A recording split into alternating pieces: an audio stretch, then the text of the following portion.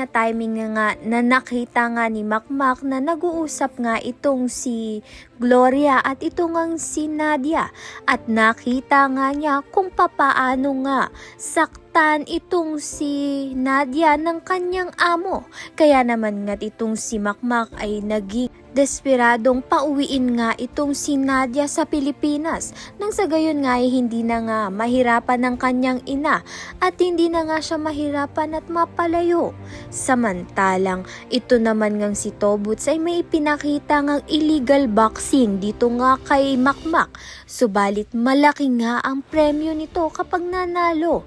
Kaya naman nga't hindi nag-atubili ito ngang si Makmak at sumali na nga siya kahit pa nga alam niyang illegal ito dahil kinikailangan nga niya ng pera upang mapauwi nga itong si Nadia sa Pilipinas dahil hindi nga sapat ang kanyang mga napanalo ng premyo sa mga nanalo niyang boxing.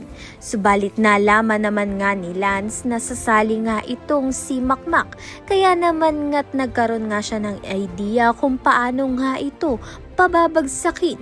Kaya naman nga't sa huli ay masasawi nga itong si Makmak dahil sa ospital nga siya dinala. Napuruhan nga siya ng kalaban. Kaya naman nga't yan at iba pa ang dapat nating pakaabangan. Maraming salamat sa iyong panunood.